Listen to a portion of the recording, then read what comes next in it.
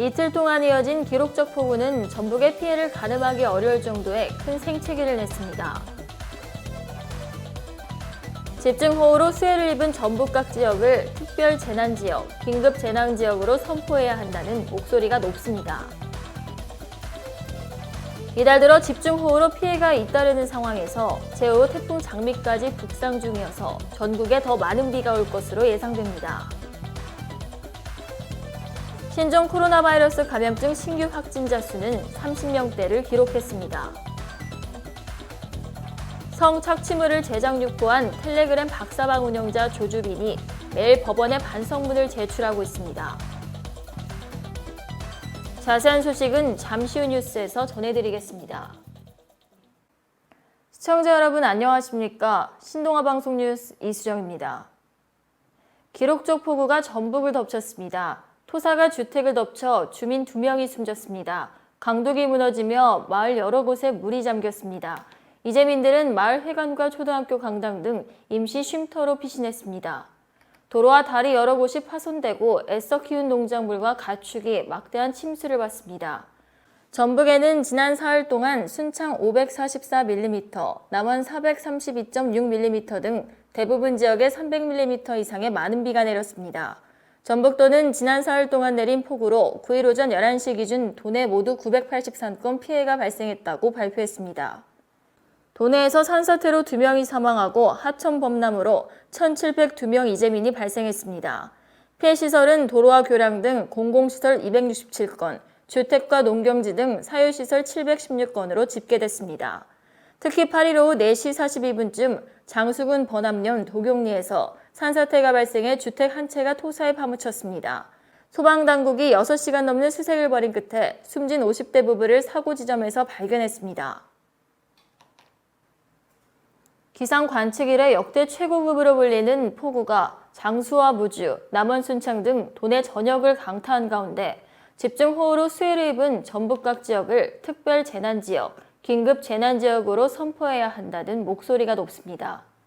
정치권과 자치단체는 해당 조치를 중앙정부에 요구하기 위해 피해 조사에 나선 상황입니다.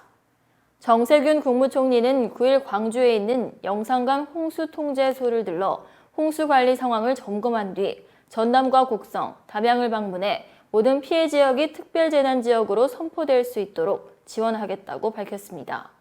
정 총리는 10일 수해 피해를 크게 입은 전북 남원 등지를 현장 점검할 예정으로 송하진 전북도지사는 이날 특별재난지역 선포를 건의할 계획입니다. 이달 들어 집중호우로 피해가 잇따르는 상황에서 제후 태풍 장미까지 북상 중이어서 전국에 더 많은 비가 올 것으로 예상됩니다.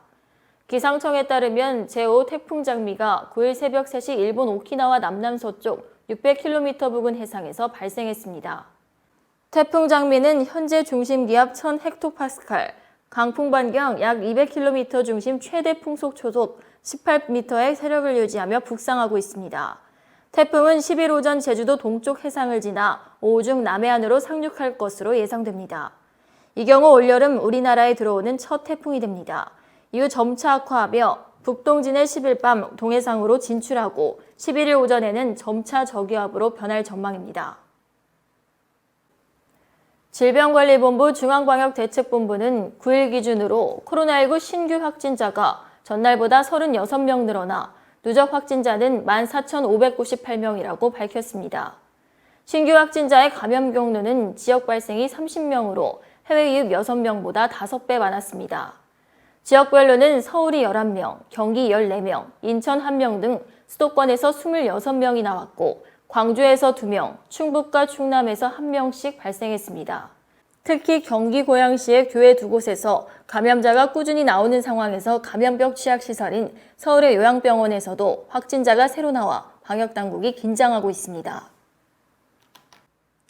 법정에서 혐의를 일부 부인하고 있는 이른바 박사방 운영자 조주빈이 12주째 주중 매일 법원에 반성문을 제출해온 것으로 나타났습니다. 조주빈은 지난 4월 13일 구속 상태로 재판에 넘겨진 이후 지난 7일까지 모두 63차례 서울중앙지방법원에 반성문을 냈습니다. 특히 2차례 공판 준비 절차가 진행된 이후인 지난 5월 19일부터는 12주 연속으로 주중 하루도 빼놓지 않고 매일 반성문을 썼습니다. 반성문은 외부에 공개되지 않아 구체적 내용을 확인할 순 없지만 조 씨가 인정하는 일부 혐의에 대해 선처를 호소하는 내용이 담겼을 것으로 보입니다.